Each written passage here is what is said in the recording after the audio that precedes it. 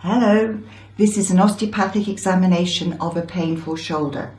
Shoulder pain is a very common condition, but you'll already know how complex it can be and just how many causes and how many solutions will exist. That's why, before we even think about treatment, an osteopath will carry out a thorough examination and ask a range of questions just to get to the root cause. The whole session with treatment will usually last around 40 to 50 minutes.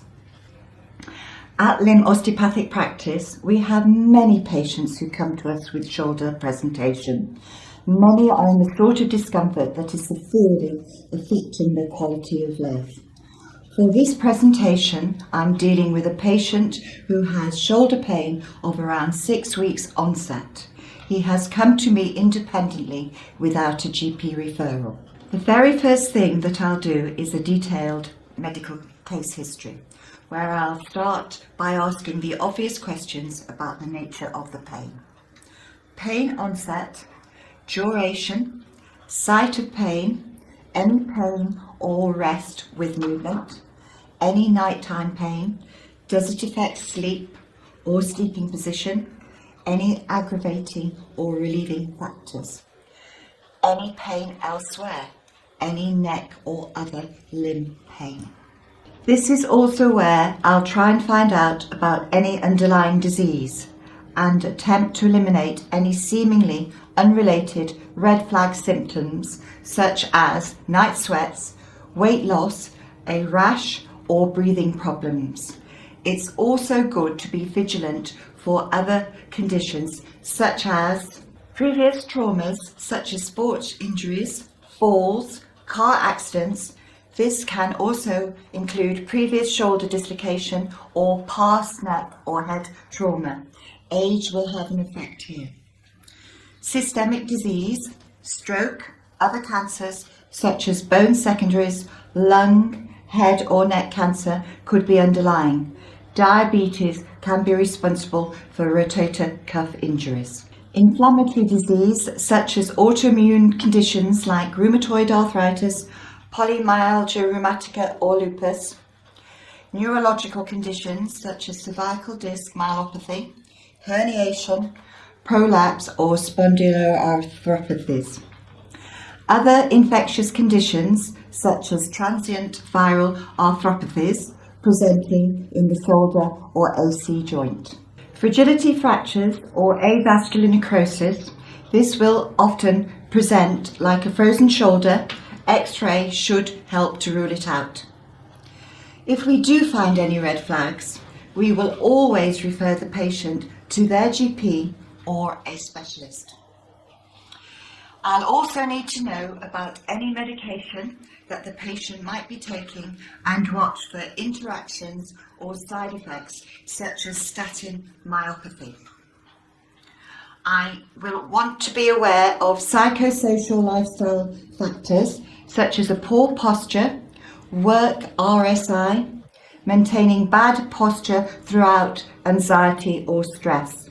There also can be mechanical issues down to jobs such as plastering or operating heavy machinery or sports such as rugby or football. There are even risks with sedentary occupations. People recently furloughed and working from home can assume bad posture than report pain. Now we get to the examination. This is Darren.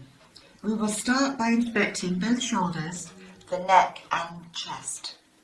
I look for any symmetry, deformity, muscle wastage or bony landmarks such as the acromion, also ascertaining which is the dominant hand. I will palpate the shoulder, feeling for any swelling and or pain. Next, the patient will perform an active range of movements, starting with circumduction of the shoulder and then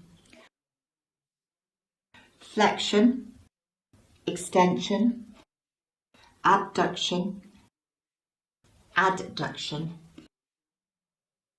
internal rotation, external rotation.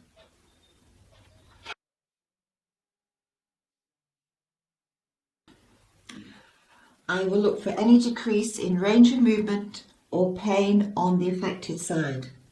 A passive range of movement test is then normally carried out to confirm anything observed in active movement and clarify any self-imposed limitation of movement. I will then go on to active resisted movement tests to detect any neuromuscular dysfunction or disease. This is also a provocative test for soft tissue injury. Other examples of tests I use are a cross-body adduction test to test the AC joint. This test is performed by passively bringing the patient's arm into 90 degrees of forward flexion, with their elbow also flexed to 90 degrees. The examiner then horizontally adducts the flexed arm across the patient's body, bringing the elbow towards the contralateral shoulder. This position results in compression of the medial acromial facet against the distal clavicle to provoke symptoms at the acromioclavicular joint. I can do a CAN test, empty or full, testing supraspinatus, muscles and tendons. The patient can be seated or standing for this test, holding their arm in 90 degrees of elevation in a scapular plane, 30 degrees anterior to the frontal plane, with full external rotation of the glenohumeral joint. In this position, the patient's thumb should be pointing up. I would stabilize the shoulder while applying a downward force to the arm whilst the patient tries to resist this motion. This test is considered positive if the patient experiences pain or weakness with resistance to the shoulder complex. I may do a neck movement test, usually just active. I will also palpate both radial pulses as a matter of habit, but is a useful test to rule out cardiovascular issues. Some of the most common presentations I will find are rotator cuff injuries, supraspinatus tendinitis, subacromial impingement, frozen shoulder and avascular necrosis of the humeral head.